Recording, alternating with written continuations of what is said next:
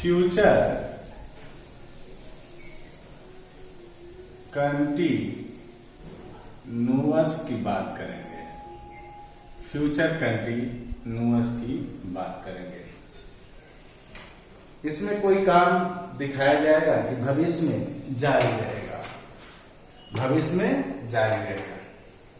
तो आइए, अब ये होता क्या है, तो इसको पहले हम लोग समझ लेते हैं। जैसे मैं इसका यहाँ ऐसे करके कल बता रहा था, मैंने अगले वीडियो में मैं बताया हूँ, प्रीवियस वीडियो में सारा मैं यहाँ मैं इसका स्ट्रक्चर देने जा रहा हूँ, क्योंकि भिन्न भिन्न प्रकार के यहाँ स्ट्रक्चर आपको मिलेंगे।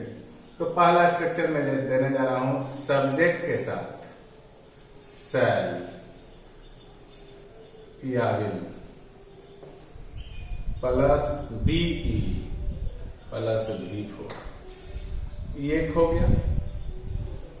दूसरा स्टार में दूसरे इसका जो रूल है उसको देखिए, subject plus is M R plus V4। इससे भी आप कंटिन्यूअस की बात करते हैं। क्लियर। और यहां तीसरा, यानी तीसरा, इसमें भी subject plus is M R plus about, sorry about वाला going plus going to plus V1। एक ये है। सब भविष्य के कंटिन्यूअस फॉर्म को बताएंगे। अब यहां एक नोट समझने के लिए मैं आपको बता दूं कि यहां गोइंग टू का कोई अर्थ नहीं होता है। यहां गोइंग टू का इस फॉर्मेट में गोइंग टू का कोई भी अर्थ नहीं होता है। अब भूल से भी उसका हिंदी मत निकालने लगेंगे, नहीं तो गड़बड़ हो जाएगा। यानी जब यहाँ ये एक्सिलरी वर्ब दिए हों, एक्सिलरी वर्ब दिए हों, तो इसका यहाँ कोई अर्थ नहीं होता है, कोई अर्थ नहीं होता है। अब बात समझ गए हैं। अरे कहाँ लगाएंगे, तो ये सबके लिए एक ही चीज है, याद रखेंगे। मैं यहां एक ही स्टार में लिख देता हूं। जब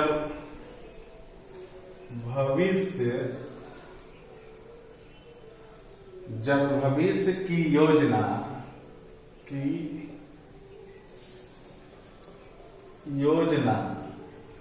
जब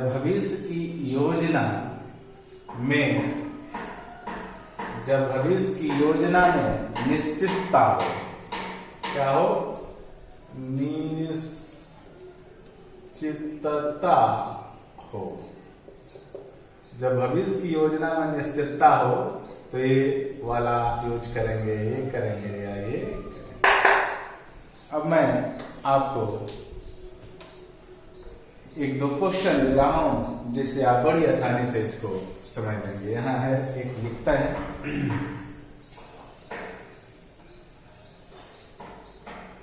लिखते हैं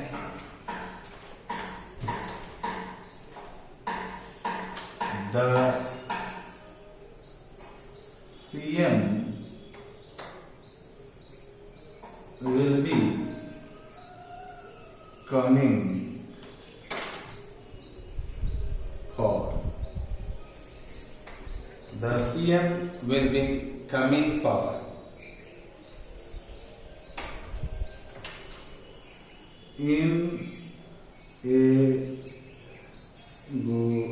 inauguration tomorrow. Inauguration tomorrow. Inauguration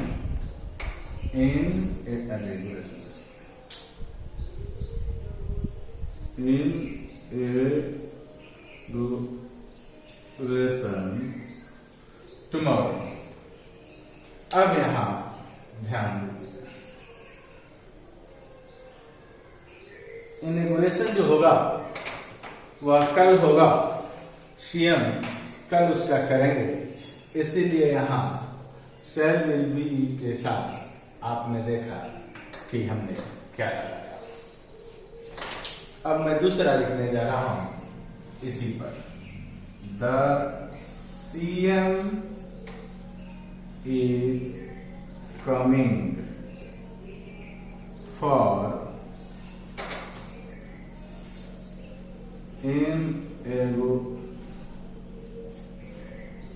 inauguration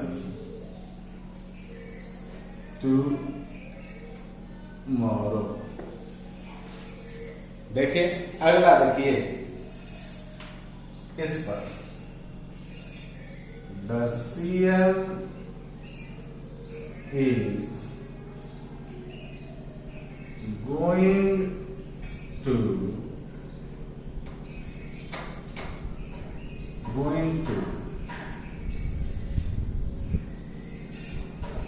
for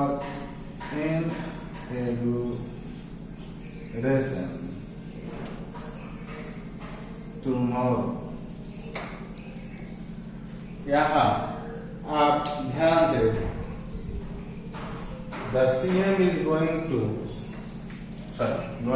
हर कहां गया, गोइंग टू कम, तब होगा। बात समझ रहा है? मैं तो इसको going to come or in education tomorrow। तीनों स्ट्रक्चर पर मैंने एक ही सेंटेंस को बनाया और ये सेंटेंस सही है, इसमें कहीं पर कोई गलती नहीं है। क्लियर? तो इस तरह से कंटिन्यूअस में क्वेश्चन रहेंगे और आप इनमें से कोई एक फर्क यूज करेंगे। अब मैं आपको एक आंसर क्वेश्चन कुछ करा दूं इस पर।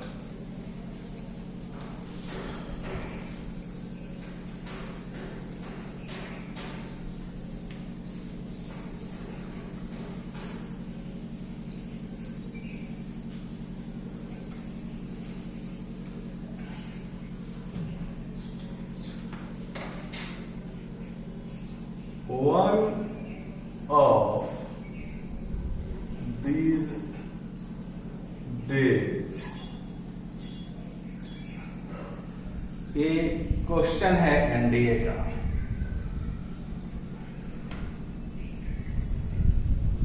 I will be going to इसको बी करते हैं, जो है वही लिखेंगे।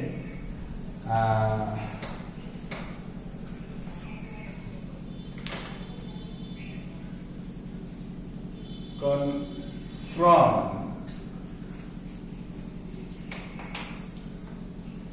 you will, ये है सी।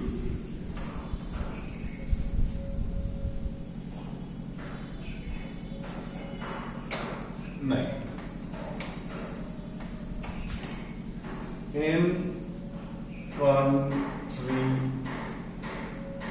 in country has people, evidence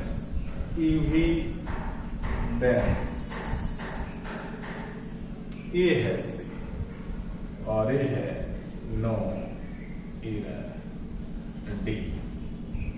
कहीं भटकने की जरूरत नहीं है।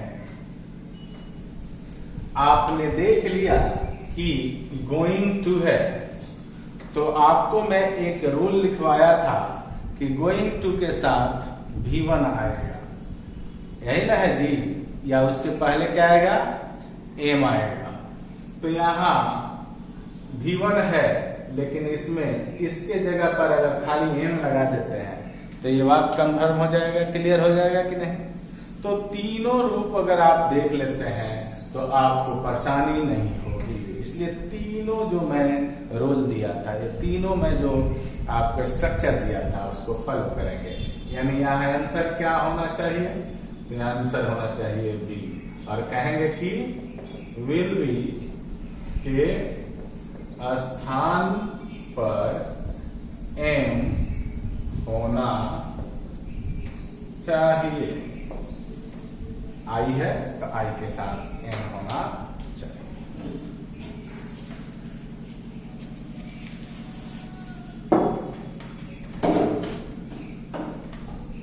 बात क्लियर हो गई। अब मैं आपको लेके चलूंगा परफेक्ट कंटिन्यूअस टेंस के तरफ। अब आप यहां से सीधे चलेंगे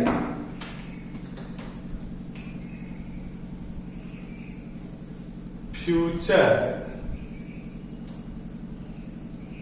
परफेक्ट टेंस के तरफ। फ्यूचर परफेक्ट टेंस के तरफ चलिए। Future perfect tense, future perfect में आपको पता है कि विल हैव प्लस V3। नहीं पता है तो इसको नोट कर लेंगे। अब मैं कुछ इसके साथ भी शर्त है जिसको मैं स्टार में देने जा रहा हूं, उसको गौर से देखेंगे। कह रहे हैं कि यदि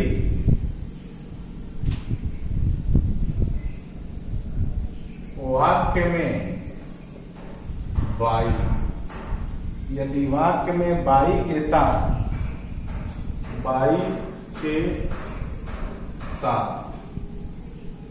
यदि वाक्य में बाई के साथ फ्यूचर के,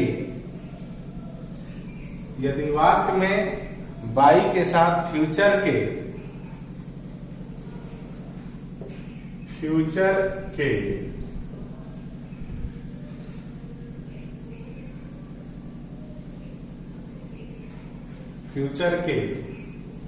कोई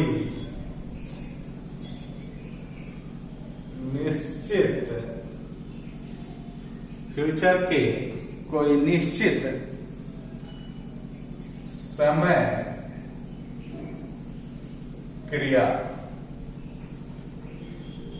समय क्रिया हो तो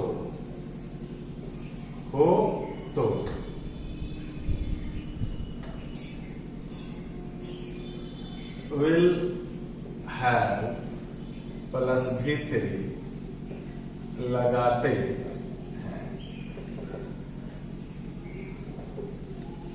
ध्यान देना है।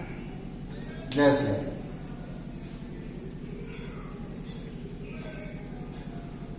Question we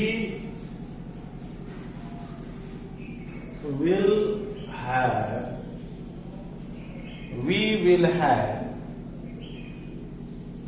finished our work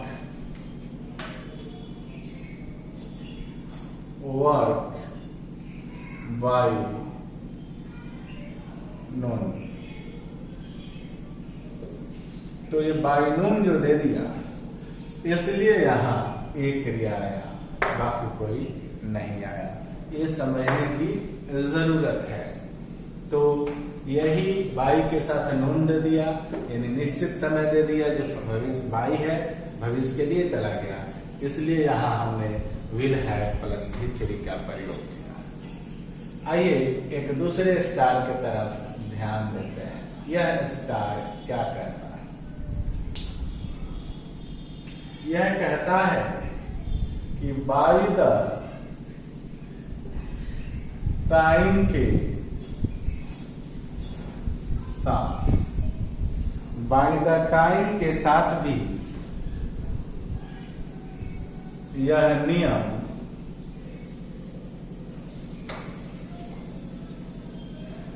लागू होता है।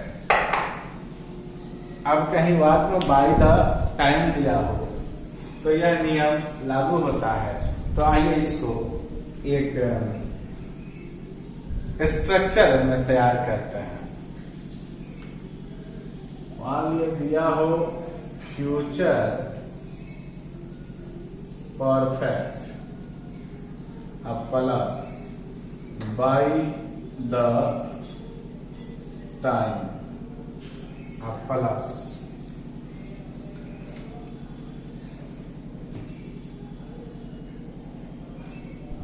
Present simple.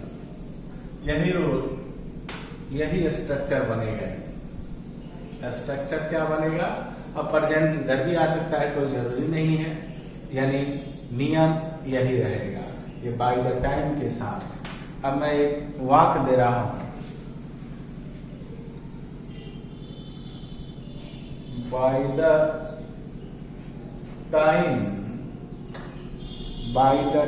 we reach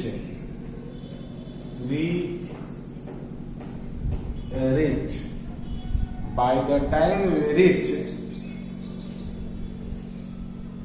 his house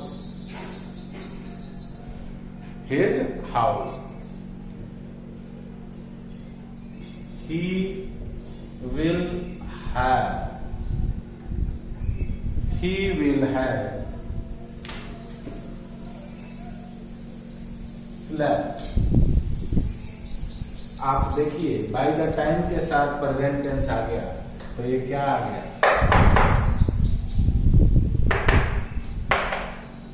यानी यह नियम सही है, यानी यह बात मेरी समझ में आ रही है।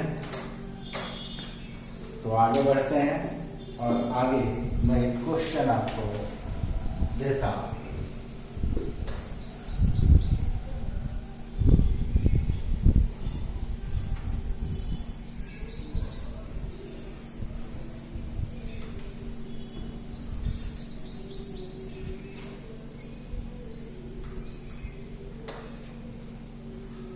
यह क्वेश्चन एसएससी का है।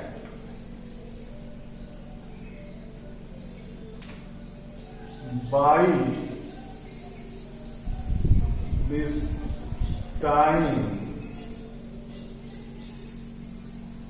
Tomorrow, by this time tomorrow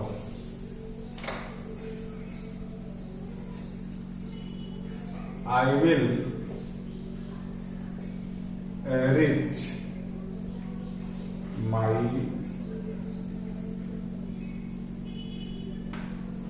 home। और अंडरलाइन इसको कर लेते हैं। और ऑप्शन दिया है, एसएससी का क्वेश्चन है, एसएससी का क्वेश्चन है, और ऑप्शन दिया है will be reaching, will be reaching। B में ऑप्शन दिया है shall have reached, shall have reached। और सी में दिया है can reach, can reach। और डी में दिया है no improvement, नो इम्प्रूवमेंट। आपने देखा कि by this time, by the time दिया है, तो यहां जब भी आएगा विल हैव, शैल हैव के साथ भी थ्री आएगा, यानी ये हो नहीं सकता, यानी है इम्प्रूवमेंट। इम्प्रूवमेंट है तो ये होगा नहीं, आपको पता ही है कि यही होगा, दूसरा होगा नहीं, क्योंकि शैल विल हैव के साथ क्या आएगा? भी थ्री आएगा। तो जो ये है, ये था आपका जो पूछा हुआ क्वेश्चन है। एक और क्वेश्चन है एसएससी का ही मैं दे रहा हूं। By next year, by next year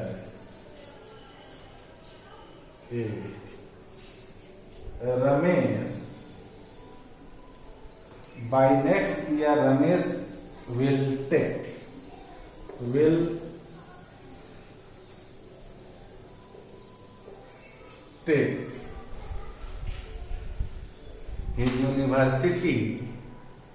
his university degree. ये है सी, ये है नो, ये है बी। अब आंसर क्या होगा? बहुत आसान है आंसर। आपने देख लिया कि बाई यानी फ्यूचर का बात कर रहा है, तो इसके साथ हमेशा विल हैव टेकन होगा, यानी विल हैव के बाद भी थे, यानी आंसर है बी। होगा क्या? तो विल टेक के स्थान पर विल हैव टेकन होगा। ये बात आपको समझ में आ गई होगी, और नहीं समझ में आई है तो वीडियो को पॉज कीजिए और वीडियो को ध्यान से देखिए और आगे बढ़ते रहिए। जितना वीडियो देखेंगे, जय बार देखेंगे, तय बार आपको बेहतर समझ में आएगा। इसलिए मैं आपसे यही कहूंगा कि वीडियो को बार बार देखिए। अब अंतिम में बात बताने जा रहा हूं टेंस से संबंधित। वैसे मेरा correct the tense verb form का अलग वीडियो है, उसको भी देखेंगे तो उससे भी बेहतर समझ में आएगा। अब यहाँ टेंस के साथ पढ़ा रहा हूँ, यानी हर एक टेंस को अलग अलग, वहां मैं रूल में पिरोते गया हूँ, वो भी वीडियो आपको समझ में आएगा। वहां से भी क्वेश्चन बनेंगे, वहां अगर भी रूल आप पढ़ लेते हैं तो ये सारा क्वेश्चन बनेगा। चलिए अगला है परफेक्ट कंटिन्यूअस, यानी फ्यूचर परफेक्ट कंटिन्यूअस। तो ये है future perfect continuous, future perfect continuous.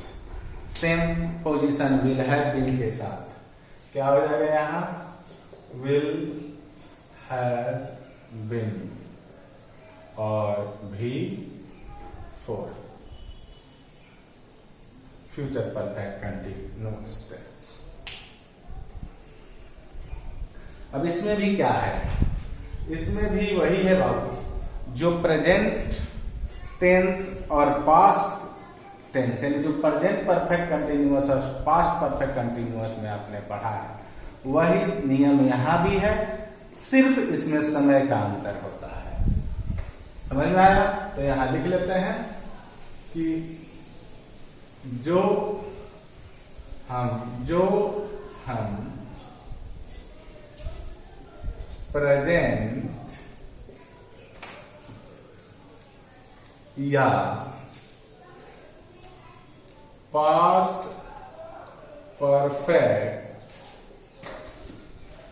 Continuous, यानी प्रेजेंट परफेक्ट कंटिन्यूअस और पास्ट परफेक्ट कंटिन्यूअस, जो हम present perfect continuous, past perfect continuous में नियम पढ़े हैं, वही फ्यूचर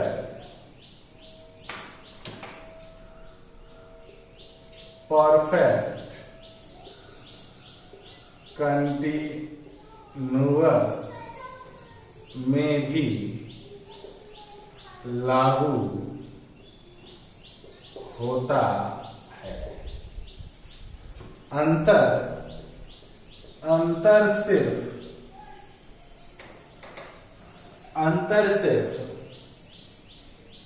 समय,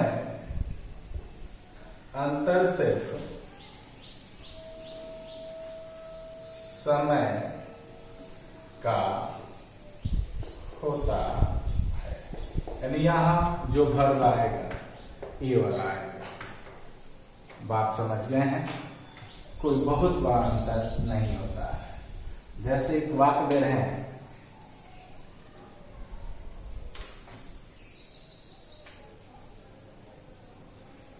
when the clock strikes, when the clock strikes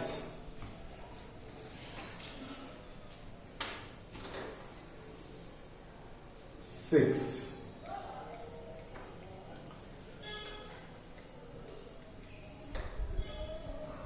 he will be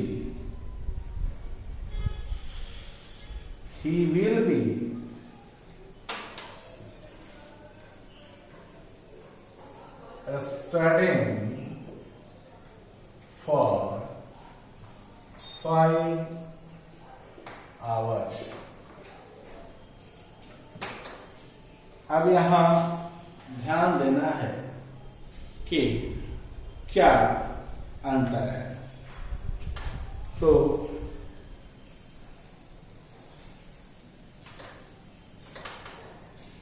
for 5 our है तो विल बी स्टडिंग नहीं होगा, ये हो जाएगा विल हैव बीन स्टडिंग हो जाएगा। इसके चलते पहले रूल में देखेंगे, फॉर और सिंस का मैं पढ़ा चुका हूं, ज्यादा घबराने की जरूरत नहीं है। क्लियर हो गया?